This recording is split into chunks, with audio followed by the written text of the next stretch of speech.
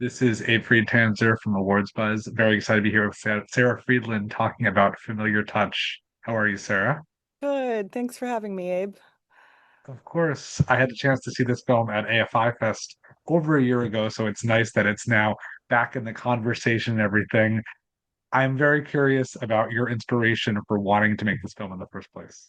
Yeah, I mean, it's a combination of personal and professional reasons. It started with my paternal grandmother. She was a poetry editor and an intellectual and someone whose sense of self was very much rooted in her linguistic expression. Language was everything to her. And when she developed dementia, she became nonverbal after a few years. And my family, in their grief, started speaking about her in the past tense. And I think this is very common in how we talk about people with memory loss, that they're not there. And yet she was so physically expressive. She would rock, she would reach out to touch you, she would tap rhythms on her lap. And that gap between the person that we spoke about as absent and the person who was very much still there, but expressing herself more in embodied ways, haunted me for many years after she passed.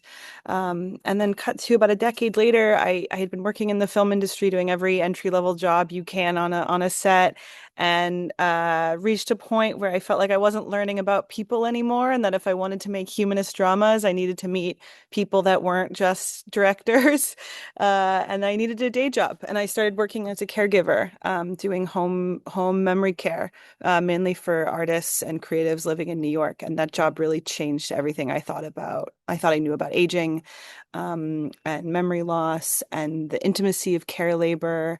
And that's where I got the idea for this film being a coming of old age film, and kind of rearranging the perspective of how most films are that portray this stage of life. They're always from the perspective of people around the older adults. And so I wanted to bring it into Ruth's perspective and see it as a transition rather than a loss of self.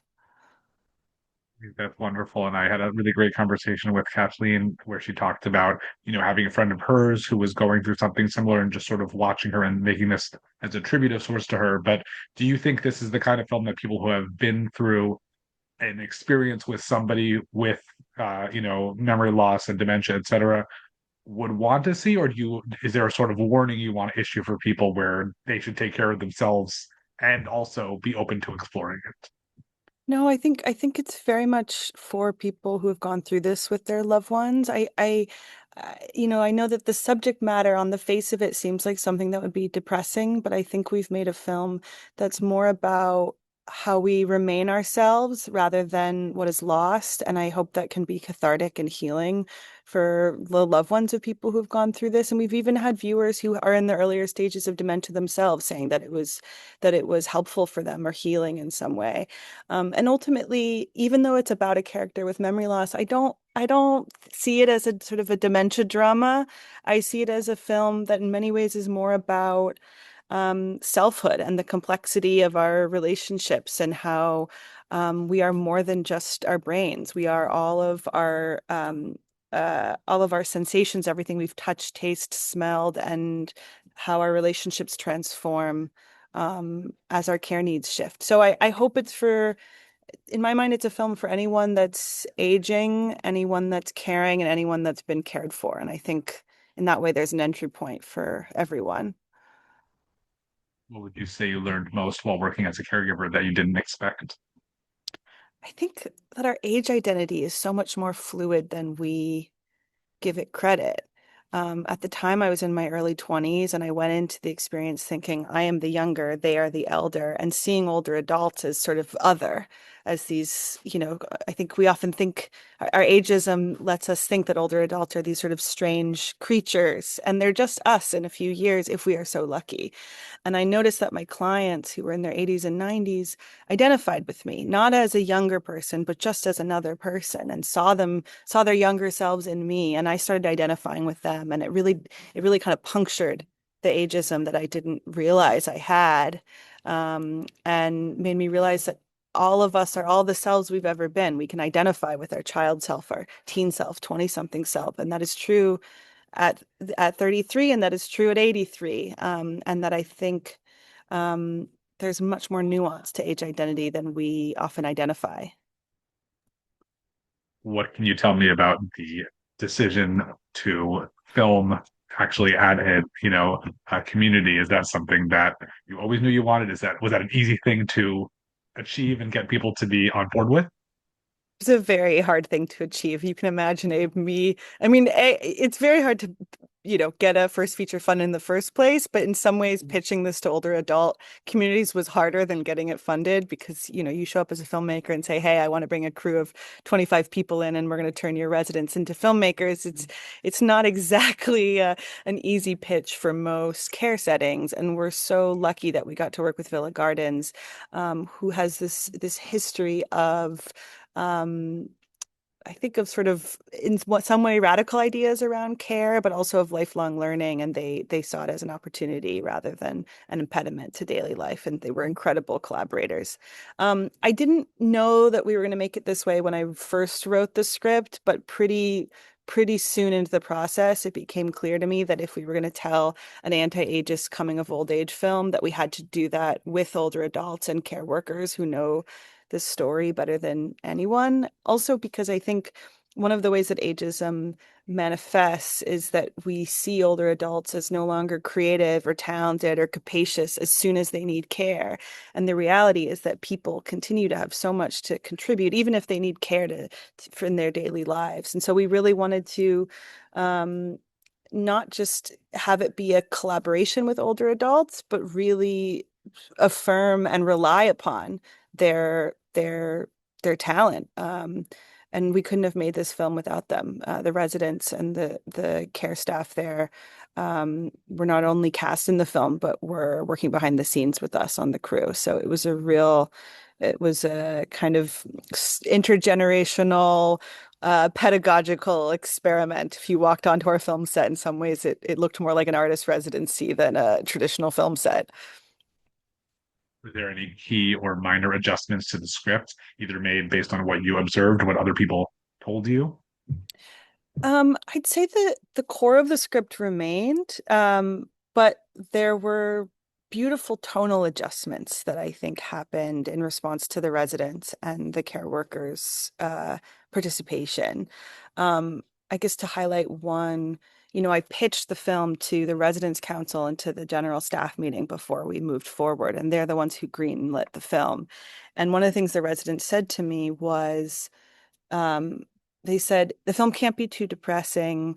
There have to be moments of humor, but the tone of the humor, it can't be pity, it can't be laughing at them. It has to be absurd and laughing with them. And they described this very particular type of laughter that is present in daily life within older adult care settings, that they all know so well. And I think that was a real goal of ours to have that laughter of laughing with rather than laughing at. And I think if we achieve that, and you have to be the one to tell me, I can't be the one to say that we did or did not, it's because those scenes were done with real residents who know that tone of humor. So I think that kind of tonal tightrope they really, really helped us with. And then I'd say the other really big contribution in terms of what shifted from script to screen was just the details of daily life, particularly with the staff, helping us with how medication is administered, how dressing occurs, all of the kind of minutia of care work. They really, really supported our actors and myself in getting those moments right.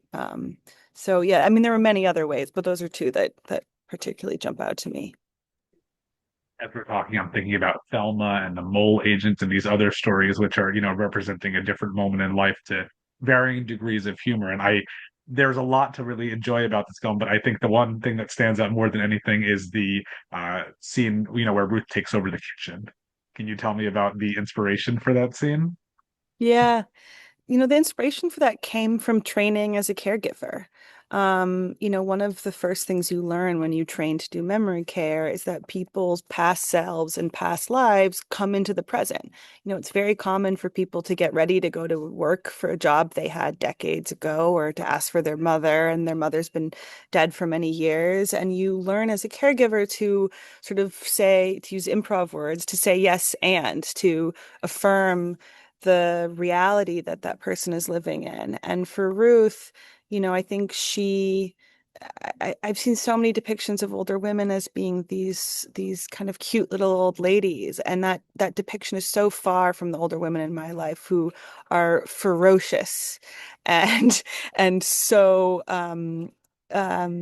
just full of creative power and self. There's nothing cute about them. And Ruth's identity, I think, is so very much expressed in her um the creativity of her cooking and I think also her class identity that she sees herself as a worker.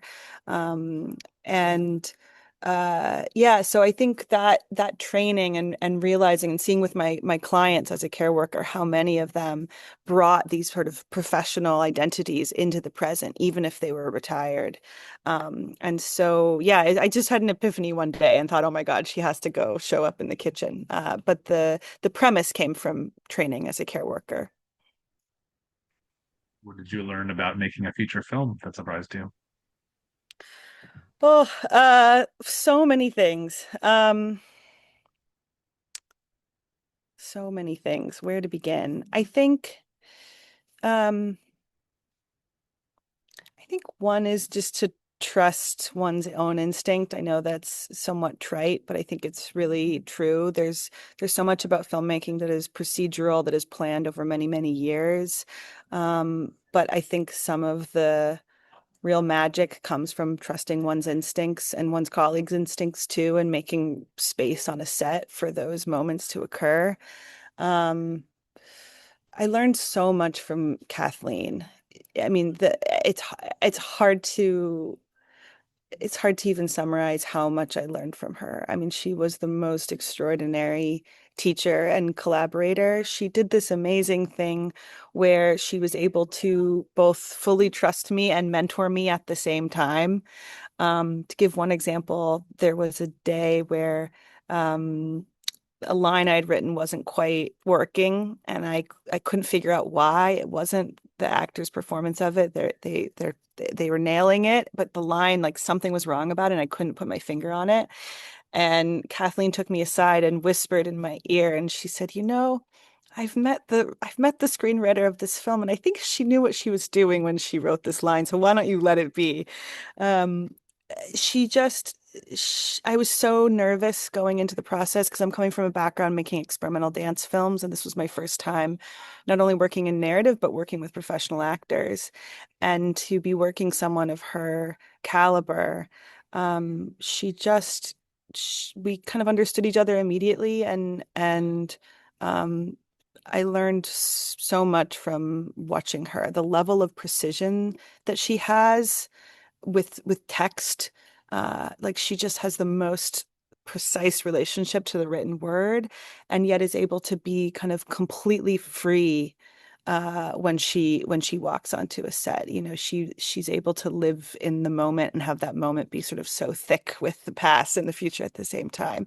One of the greatest joys for me was watching her interpret Ruth's age identity. You know, in the script, there are certain scenes where it's very clear that Ruth is showing up as 20 something self or teenage self, but other moments were much more open, and she would surprise me. And watching that was like a master class for me. So yeah, I guess I learned that one should cast Kathleen Chalfant in your movies. That is one of the best things you can do. Can